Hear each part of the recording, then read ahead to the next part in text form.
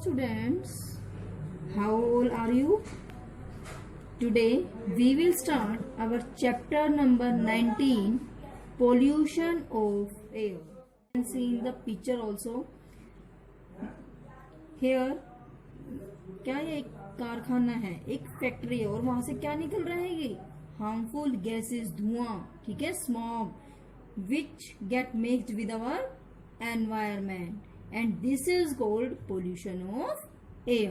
क्यों पोल्यूशन? आप lower class में पढ़ के आए हो. पोल्यूशन का मतलब होता है कोई भी अनवांटेड पार्टिकल्स का मिक्स होना. अब जैसे एयर है तो किस में मिक्स हो गया अनवांटेड पार्टिकल्स? एयर के अंदर. वैसे हमने एयर की कंपोजिशन पढ़ी है. क्या होती है एयर की composition? Air is a mixture of different gases like oxygen, nitrogen, carbon dioxide, और कौन सी गैस होती है इसमें? और अदर गैसेस. ठीक है, और इनकी परसेंटेज भी क्या है? फिक्स्ड है. Like oxygen is 21%, nitrogen is 78%, and carbon dioxide is 0.03% and other gases is 0.01%.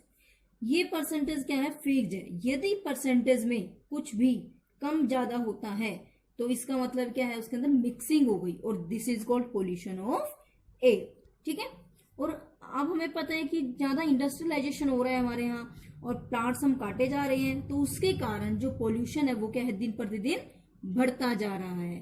Okay, We all are dependent on the environment for our survival. ये हम लोअर क्लासेस से पढ़ते आ रहे हैं कि हम अपने लिए, अपने सर्वाइवल के लिए एनवायरमेंट पे डिपेंड हैं. क्यों? Because we depend on plants for our food, for oxygen etcetera. ठीक है, clean environment is vital for the maintenance of life. यदि एनवायरमेंट साफ होगा तो हमारे लिए वो क्या है? वरदान है. अदरवाइज क्या है? वो हमारे लिए अभिशाप है. मीन्स यदि पोल्यूशन ज्यादा हो गया तो ऑक्सीजन की परसेंटेज क्या हो जाएगी? कम, और जो हमारे लिए क्या है? हार्मफुल है. ठीक है, तो पोल्यूशन का मतलब क्या होता है? हम इस चैप्टर में पढ़ेंगे कि कौन कौन सी चीजें हैं जो पोल्यूशन करती हैं और कैसे वो पोल्यूशन हमारे को अफेक्ट करता है और कैसे हम उसको कम कर सकते हैं, रिड्यूस कर सकते हैं. ठीक है, first is pollution. The term pollution has been derived from Latin word pollutium which means to make dirty. pollution का मतलब क्या है? to make dirty, गंदा बनाना. या present in the environment in proportional greater than its fixed percentage is called pollution. ठीक है, तो क्या मतलब है? मतलब जो भी मैंने आपको बताया, जो परसेंटेज फिक्स होती है यदि उससे कम ज्यादा हो जाता है तो उसको क्या कहते थे हम? पोल्यूशन. और जो हार्मफुल इफेक्ट्स होते हैं, जो हार्मफुल केमिकल्स होते हैं जिनके कारण पोल्यूशन होता है, दे आर कॉल्ड पोल्यूटेंट. ठीक है, तो डिफरेंस समझ आ गया पोल्यूशन और पोल्यूटेंट में. फिनोमिना को क्या बोलते हैं हम? पोल्यूशन. और केमिकल्स उनको क्या बोलते हैं? पोल्यूटेंट्स. ठीक है, this implies that the presence of many of the substance in undesirable concentration causes pollution. Next is air pollution. अभी मैंने आपको बताया air is a mixture of different gases, तो pollution of air is called air pollution. ठीक है, the contamination of air by unwanted substance having harmful effect on both living and non living things is called air pollution. और जो substance उसको contaminate करते हैं, खराब करते हैं, पॉल्यूट करते हैं हमारे एयर को, they are called air pollutants. Next is causes of air pollution, कि किस कारण से एयर पोल्यूशन होता है. Number 1, excessive burning of fossil fuels like coal, kerosene, petrol और डीजल. हमने सोर्सेज ऑफ एनर्जी वाले चैप्टर में पढ़ा था कि जो ये फॉसिल फ्यूल्स है, फॉसिल फ्यूल्स बताया था ना, जीवाश्म ईंधन, जैसे कोयला है, कैरोसिन है, पेट्रोल, डीजल, जब इनको जलाया जाता है, जब ज्यादा ही जलाया जाता है तो इनसे हार्मफुल गैसेज निकलती हैं. ठीक है, और वो कहाँ चली जाती है? एयर में, और पोल्यूशन को बढ़ावा देती है. Second point is smog from factories and vehicles. जो हमारे आजकल क्या है, पैदल बिल्कुल नहीं चलते हैं, नहीं चलते हैं ना बिल्कुल भी पैदल. थोड़ी दूर भी जाना होता है, उन्हें क्या चाहिए? बाइक. साइकिल भी नहीं चाहिए, बाइक, गाड़ी. तो उनकी जो जरूरत के कारण ये व्हीकल क्या है? बढ़ते जा रहे हैं और उनके कारण क्या है? हमारा पोल्यूशन इंक्रीज होता जा रहा है. Certain harmful substance like chlorofluorocarbons, chlorofluorocarbon, pesticides, इन सब का ज्यादा यूज होता है और उसके कारण क्या? हमारी पोल्यूशन बढ़ता है. Now the basic details about some air pollutants. अब हम वन बाय वन हर एयर पोल्यूटेंट को स्टडी करेंगे कि कौन कौन से हैं, गैसेस हैं या कोई भी पार्टिकल्स हैं जो एयर को पोल्यूट करते हैं कहाँ से वो आते हैं और उनका क्या हार्मफुल इफेक्ट है। इस चैप्टर में आपके पास इसी तरह के क्वेश्चंस आते हैं, ठीक है। Number 1 is carbon monoxide. इसका फॉर्मूला क्या है? CO, carbon monoxide. Mono means 1 oxygen, ठीक है। Carbon monoxide formed by incomplete combustion of fuel. Incomplete combustion क्या मतलब होता है? यदि हम मान लो एक कोयला बर्न कर रहे हैं, ठीक है, यदि इसको प्रॉपर ऑक्सीजन मिलती रहेगी, प्रॉपर उसको हवा मिलती रहेगी, तो वो पूरा बर्न हो जाएगा और वहां से कोई भी पोल्यूटेड गैस नहीं निकलेगी। और यदि उसमें ऑक्सीजन की सप्लाई कम होगी तो उसका इनकम्प्लीट कंबशन होता है, मीन्स वो कंप्लीट नहीं जल पाता, ठीक है। तो और उसके कारण क्या होता है? बहुत ज्यादा धुआं हो जाता है उसे। इसीलिए जो कार्बन मोनोऑक्साइड है वो एक बहुत मेजर सोर्स है पोल्यूशन का। मेजर मतलब बहुत ज्यादा। तो इसी से क्वेश्चन आता है कि रात को अंगीठी वाले कमरे में क्यों नहीं सोना चाहिए। मीन्स कई बार क्या होता है, सर्दियों में हम अंगीठी जला लेते हैं और उसी रूम में सो जाते हैं। उसमें क्या हुआ? अंगीठी के जलने से क्या प्रोड्यूस हुई? कार्बन मोनोऑक्साइड प्रोड्यूस होगी। और हमने कमरे को बंद कर लिया तो कार्बन मोनोऑक्साइड को बाहर निकलने का रास्ता नहीं मिला और वो हमने अपने अंदर इनहेल कर ली, जो ऑक्सीजन के साथ मिल जाती है, ब्लड के साथ हमारे मिक्स हो जाती है और कार्बोक्सी हीमोग्लोबिन बना देती है, जिसके कारण क्या हो जाती है? हमारी death due two of suffocation. Okay, तो इस सबसे मेन इफेक्ट क्या है? अब की बार भी यही क्वेश्चन आया हुआ था कि कार्बन मोनोऑक्साइड जब हमारे लंग्स के अंदर जाती है और ब्लड से मिलती है तो क्या बनाती है? तो वो क्या बनाती है? कार्बोक्सी हीमोग्लोबिन, ठीक है। क्योंकि आप हमारे ब्लड में क्या प्रेजेंट होता है? हीमोग्लोबिन प्रेजेंट होता है ना, जिसके कारण हमारा ब्लड रेड होता है। इसीलिए जो कार्बन मोनोऑक्साइड है, जब वो ब्लड के साथ मिक्स होता है, then it forms carboxyhaemoglobin, ठीक है। और जब ये कंपाउंड हमारी बॉडी में बन जाता है तो इसके कारण हमारी क्या हो जाती है? डेथ, क्योंकि हमें सांस लेने में दिक्कत आने लग जाती है। नेक्स्ट है, a high concentration of carbon monoxide is air affect the growth of plant causing the leaves to drop. ये बड़ा इंपॉर्टेंट प्लांट का इसका रूल है। मतलब यदि हाई क्वेश्चन आता है कि लीव्स ड्रॉपिंग किसके कारण होती है? किसके कारण होती है? High concentration of carbon monoxide. It is worthwhile to note here that another well known gas carbon dioxide when present in excess also causes pollution of air. जब कार्बन डाइऑक्साइड, वैसे तो वो कार्बन डाइऑक्साइड हमारे air में present है, but कितनी है वो? 0.03%। यदि इसकी परसेंटेज इससे ज्यादा हो जाती है तो ये भी हमारे लिए क्या है? हार्मफुल सिद्ध हो जाती है, ठीक है। Next is nitrogen dioxide. अब डाई है, di means 2 molecule of oxygen, तो इसका फॉर्मूला क्या बन गया? NO2। Nitrogen dioxide is mainly produced by combustion of petrol, gasoline, automobiles. Automobile देखो ये कितना धुआं हो रहे हैं, तो पोल्यूशन चेक करवाते हैं ना टाइम टू टाइम, तो उसमें ये देख लेते हैं कि उसका इंजन अच्छे से वर्क हो रहा है या नहीं, ठीक है। तो नाइट्रोजन डाइऑक्साइड कहां से प्रोड्यूस होती है? Combustion of petrol. अब इसके हार्मफुल इफेक्ट्स क्या है? High concentration of nitrogen dioxide in air is harmful to plants. किसके लिए हार्मफुल है? प्लांट्स के लिए। प्लांट्स के लिए ये क्या है? हार्मफुल है। It result in the retardation of their photosynthetic activities. Retardation क्या होता है? डिक्रीज्ड, ठीक है। यदि नाइट्रोजन डाइऑक्साइड एनवायरमेंट में ज्यादा हो गई तो जो फोटोसिंथेसिस करते हैं ना प्लांट्स, उनका रेट डाउन हो जाता है, मीन्स वो फूड की प्रोडक्शन कम कर देते हैं और धीरे धीरे क्या हो जाता है? अल्टीमेटली डाई हो जाते हैं। It result in respiratory problems in human beings. हमारे अंदर क्या होती है? रेस्पिरेटरी प्रॉब्लम, जैसे अस्थमा की बीमारी हो गई, सांस लेने में हमें दिक्कत आने लग जाती है। Next is smog. स्मोक क्या होता है? जिसको हम कोहरा कह देते हैं या धुंध कह देते हैं, ठीक है। धुंध अलग होती है और कोहरा अलग होता है। कई बार क्या होता है? फोग लाइक लेयर हो जाती है, बट वो धुंध नहीं होती। धुंध तो क्या होती है? जब ज्यादा ठंड पड़ जाती है तब उसको धुंध बोल देते हैं। बट स्मोक क्या होता है? जब हमने देखा है ना कई बार जब दिवाली होती है तो क्रैकर्स बर्न करते हैं, उसके बाद हमारे एनवायरमेंट में 2-3 दिन धुआं धुआं सा छाता रहता है, दैट इज कॉल्ड स्मोक, ठीक है। In winter a thick fog like layer envelop the atmosphere. This layer is made up of smoke and fog. तो स्मोक किससे मिलकर बना है? स्मोक धुएं से प्लस फोग से। When smoke containing oxides of nitrogen combines with other air pollutant and fog, it forms smoke, ठीक है। जब ये सारे इकट्ठे मिल जाते हैं तो उसको बोलते हैं हम smoke. Harmful effects of smoke. अब स्मोक के क्या क्या इफेक्ट्स हैं? Number 1, it leads to disease related to lungs. किससे? क्योंकि जो एयर है वो क्या है, हम सांस लेते हैं ना उससे, तो इसीलिए जो जितने भी एयर पोल्यूटेंट्स हैं वो सब हमें रेस्पिरेटरी डिसीज कोज करते हैं, ठीक है। It prevents the sunlight from reaching the earth. Naturally सी बात है, जब धुआं कोहरा छा जाएगा तो कि जो सनलाइट है वो प्रॉपर हमारे अर्थ तक नहीं पहुंच पाती, और जब सनलाइट नहीं होगी तो क्या प्लांट्स खाना बना पाएंगे? नहीं। तो ये प्लांट्स की ग्रोथ को, उनके फंक्शंस को अफेक्ट करता है, ठीक है। Next is chlorofluorocarbon, CFC। ये कहाँ होता है क्लोरोफ्लोरोकार्बन? जो हमारा रेफ्रिजरेटर, आपने सुना होगा कई बार फ्रिज में कि गैस खत्म हो गई है, गैस भरवानी है, तो वो कौन सी गैस होती है? क्लोरोफ्लोरोकार्बन, ठीक है। They are mostly used as refrigerant, solvents and forming agents. When released in the atmosphere, they decomposed under the ultraviolet radiations present in sunlight.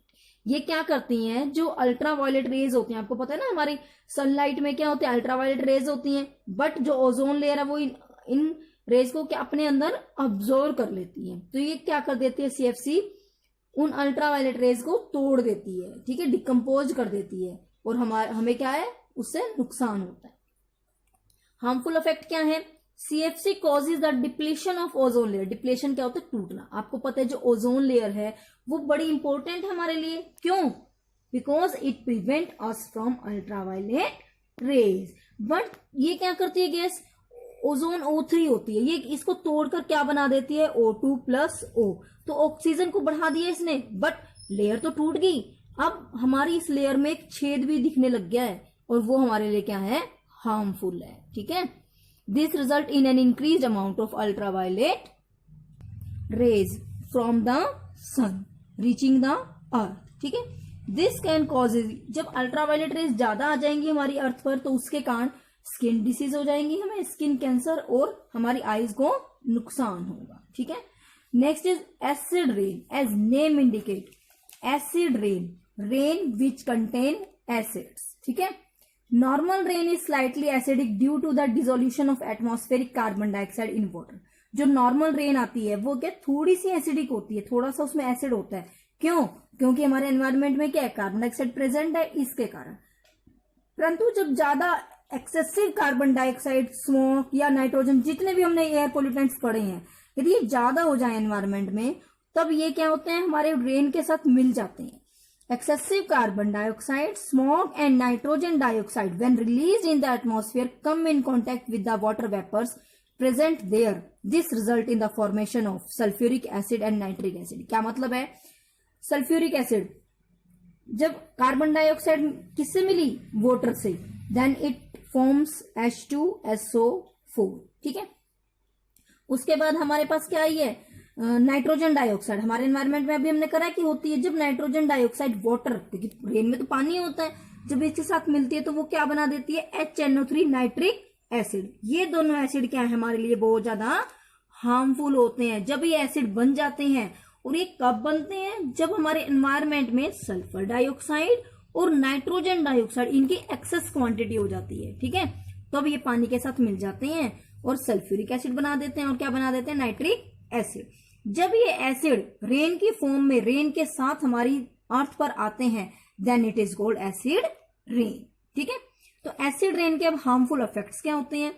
Statues and structures made from marble, marble के and limestone, जो संगमरमर के पत्थर होते हैं, या फिर जो हमारे स्टैच्यू और स्ट्रक्चर्स, जैसे हमारी ताजमहल है हमारा, और कोई भी हमारे ये स्टैच्यूज बने होते हैं बाहर, जैसे हमारे जो चौक पे हमारे किसी किसी की फोटो बनी होती है ना, कि जैसे कहीं पर वीर अम्बेडकर की है, कहीं पर भगत सिंह की है, वो सारे स्टैच्यूज, उनके ऊपर क्या होते हैं? वो एनवायरमेंट के डायरेक्ट कांटेक्ट में है। जब एसिड रेन पड़ती है इनके ऊपर, तो एसिड रेन क्या कर देती है? जो इसका मार्बल है वो उसको डिसॉल्व कर लेती है, ठीक है। Get slowly corroded when air rain water containing the acid falls on them. जब इनके ऊपर पड़ता है ना एसिड, तो वो धीरे धीरे उसके ऊपर की परत को साफ करती चली जाती है, अपने अंदर डिसॉल्व कर लेती है, और धीरे धीरे वो क्या हो जाती है? खराब होनी शुरू हो जाती है स्टैचू, ठीक है। तो इसे हम कहते हैं मार्बल कैंसर। क्या बोलते हैं इसको? Marble cancer. कि मार्बल जो किससे बना हुआ? पत्थर से बना हुआ है, वो खराब हो जाते हैं, इसे कहेंगे हम मार्बल कैंसर। तो मार्बल कैंसर के लिए कौन रिस्पॉन्सिबल है? किसके कारण हुआ marble cancer? Sulphuric acid and nitric acid, ठीक है। The pollutants in air thus cause discolouration of white marbles. जो व्हाइट मार्बल है, हमने देखा जो ताजमहल है वो व्हाइट संगमरमर के पत्थर से बना था, बट अब धीरे धीरे उसका कलर क्या चेंज हो रहा है, येलोइश। क्यों? Due two of pollution. Articles made of metals and golds and silver ornaments slowly lose their luster when they are affected by acid rain. जो जितने भी हमारे मेटल्स की चीजें होती हैं, गोल्ड होता है, सिल्वर की चीजें होती हैं, ये सब धीरे धीरे अपनी चमक खो देती हैं जब ये एसिड रेन के प्रभाव में आती है। Acid rains washes away a number of essential minerals from the soil. जो रेन है वो अल्टीमेटली कहाँ जाती है, सॉइल पे चली जाती है।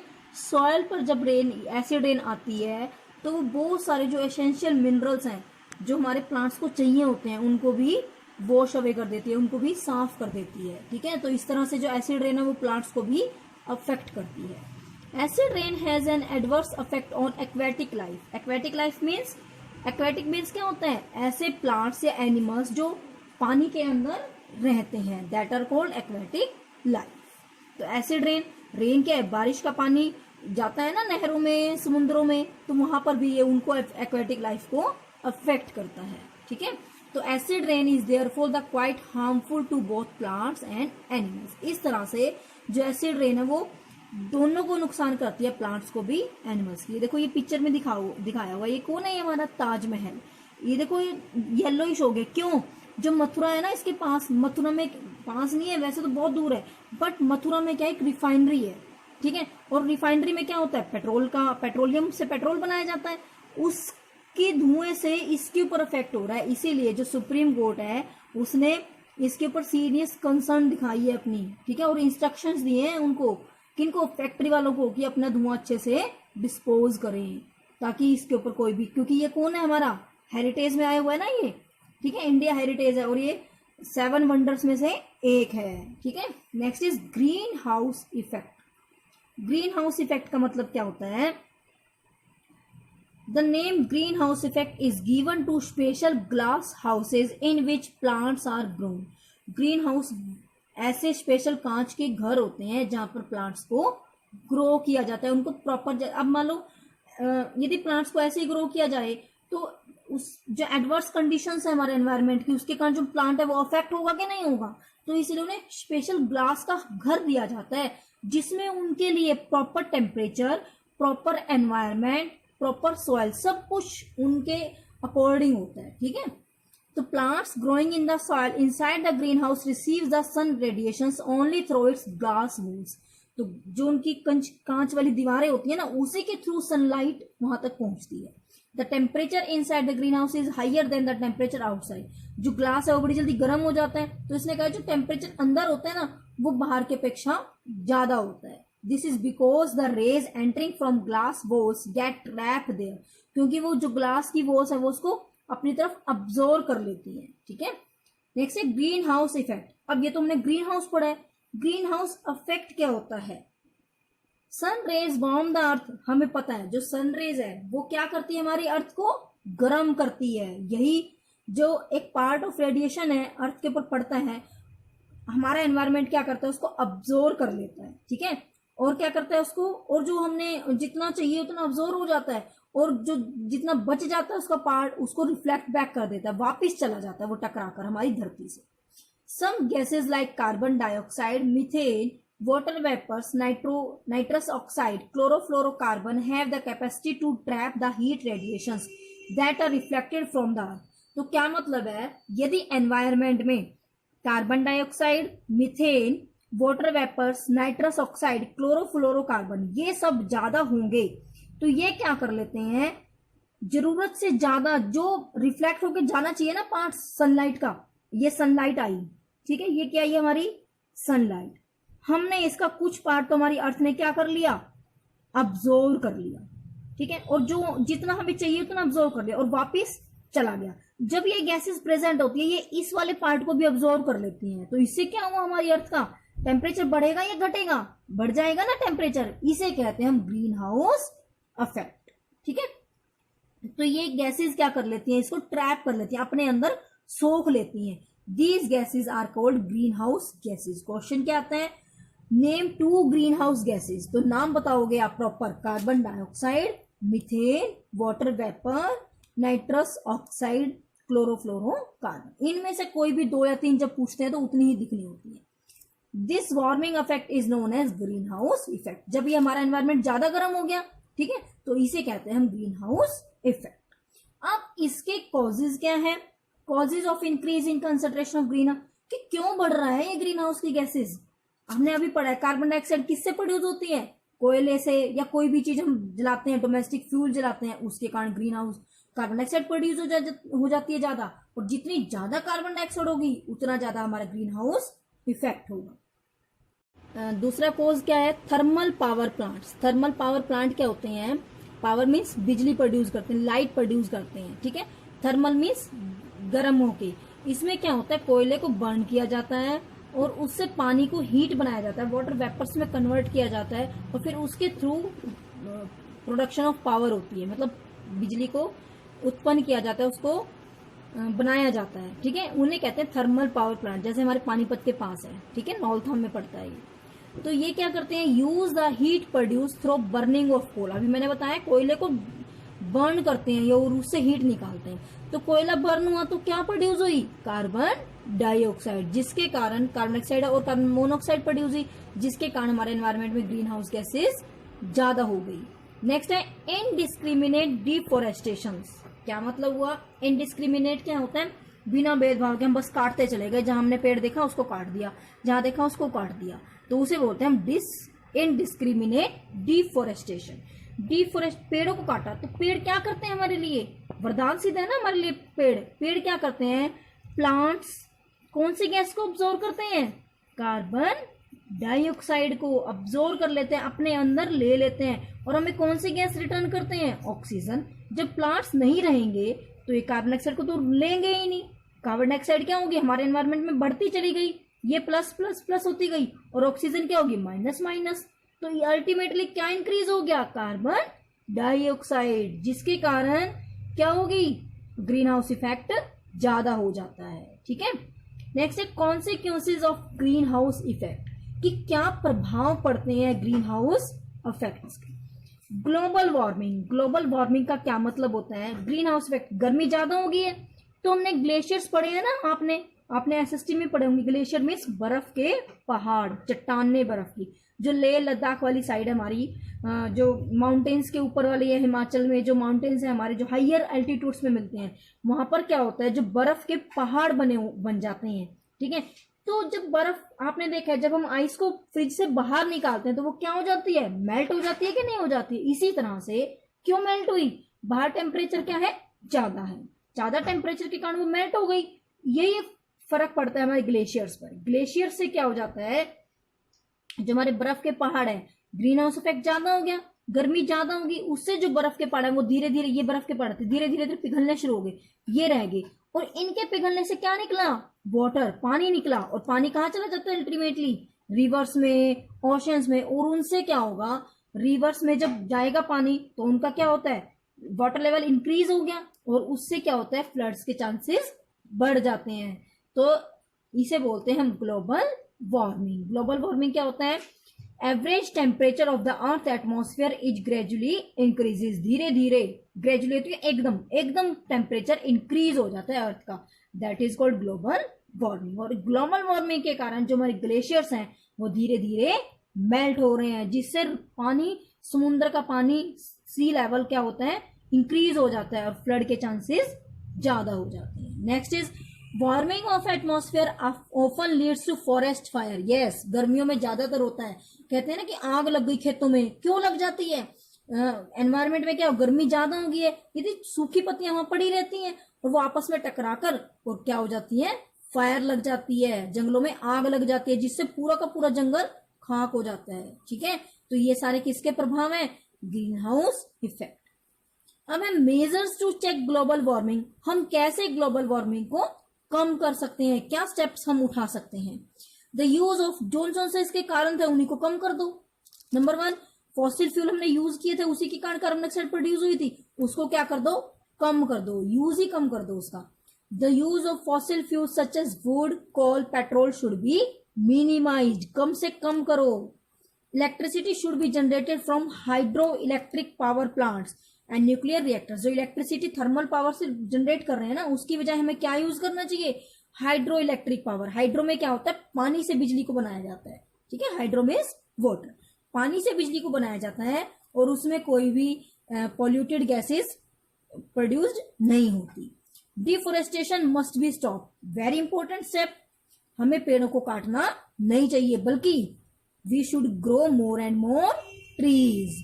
Use of chlorofluorocarbon must be reduce, यदि हम क्लोरोफ्लोरोकार्बन यूज कर रहे हैं तो उसको भी कम से कम यूज करना चाहिए। You can see in this picture, ये पिक्चर क्या दिखा रही है हमें, ह्यूमन एक्टिविटीज के कारण ग्रीन हाउस बढ़ रहा है। Human activities like urbanization means लोग क्या करते हैं, शहरों में रह रहे हैं, शहरों में क्या व्हीकल्स ज्यादा यूज करते हैं, उनका लाइफस्टाइल ऐसा हो रहा है। Second, burning of fossil fuels, automobiles का यूज ज्यादा करते हैं, एग्रीकल्चर्स में हम फर्टिलाइजर्स का यूज करते हैं। इन सब के कारण क्या है, ग्रीन हाउस इफेक्ट ज्यादा हो रहा है और इसके कारण हमारा जो एनवायरमेंट है वो प्रभावित होता है। नेक्स्ट है methods to control air pollution, कि हम एयर पोल्यूशन को कैसे कंट्रोल कर सकते हैं, कैसे हम उसको चेक कर सकते हैं, कैसे हम उसको कम कर सकते हैं। नंबर 1, यूज ऑफ स्मोकलेस चूल्हाज, मीन्स हमें पहले क्या था, चूल्हे पे खाना बनाते थे तो ज्यादा धुआं होता था ना, तो चूल्हे का हमें यूज नहीं करना चाहिए। हमें क्या यूज करना चाहिए, ऐसा फ्यूल यूज करना चाहिए जो स्मोक कम से कम करे, ठीक है, like solar cookers and biogas use करने चाहिए इंस्टेड ऑफ फॉसिल फ्यूल्स, ठीक है। Use of unleaded petrol in vehicles, उसमें अनलेडेड पेट्रोल जिसमें लेड की मात्रा कम से कम हो, ऐसा व्हीकल्स में हमें पेट्रोल यूज करना चाहिए। Use of CNG in automobiles में सीएनजी गैस का यूज करना चाहिए ज्यादा से ज्यादा, जिससे क्या होता है, पोल्यूशन नहीं होता। Use of alternative source of energy means हम क्या यूज करते हैं, अभी तो हम कोल, डीजल, पेट्रोल ये यूज करते हैं, इनकी जगह हमें क्या यूज करना चाहिए, सोलर एनर्जी, हाइड्रो पावर, जैसे वो बिजली वाली बाइक चलती है ना वो वाली, विंड एनर्जी, इन सब का हमें यूज करना चाहिए। Sticking to pollution emission norms from automobile exhaust and continues upgrading to the relevant Euro standards means time to time हमें व्हीकल्स की उनकी सर्विस करानी चाहिए और स्टैंडर्ड्स को देखना चाहिए कि कैसे वो क्यों इतना धुआं छोड़ रहे हैं, उनका जो रेगुलर पोल्यूशन है वो करवाना चाहिए। Avoid burning of crackers burn नहीं करने चाहिए, क्यों, क्रैकर्स में क्या होता है, H2SO4 सल्फर डाइऑक्साइड होती है, जिससे एयर और नॉइज पोल्यूशन दोनों होते हैं। इंस्टॉल टॉल चिमनीज क्या होती है, जो कारखानों के ऊपर लगी रहती है ना, जिससे धुआं बाहर निकलता है, वो हमें लंबी से लंबी बनानी चाहिए। ये देखो, ये दिखा रखी है, ये होती है चिमनी, ठीक है, ये बहुत लंबी होनी चाहिए ताकि जो पोल्यूशन है, पोल्यूटेड गैसेज है, वो डायरेक्ट बाहर चली जाए एनवायरमेंट से, ठीक है। Plant more trees, yes we should plant more and more trees. Undertake more Van Mahotsav हमें सेलिब्रेट करना चाहिए, ठीक है। Enforce strict anti pollution measures, हमें ऐसे तरीके अपनाने चाहिए जिससे पोल्यूशन कम हो जाए। Regular monitoring of air quality को मेंटेन रखना चाहिए, ठीक है, देखते रहना चाहिए। Avoid of burning of dry vegetables waste, हमें जो वेस्ट हमारा डिकम्पोज हो सकता है हमें उसको डिकम्पोज ही करना चाहिए, उसको जलाना नहीं चाहिए। यदि हम थोड़ा थोड़ा अपना सहयोग देंगे, ये यूनियन की गवर्नमेंट की ड्यूटी है, ठीक है ना, हम भी एक सिटीजन है और एक गुड सिटीजन्स का कर्तव्य यही है कि हम भी, सरकार अकेली खुद कुछ नहीं कर सकती, जब हम उनका सहयोग देंगे तो ही हमारा जो एनवायरनमेंट है वो अच्छा बनेगा, ठीक है।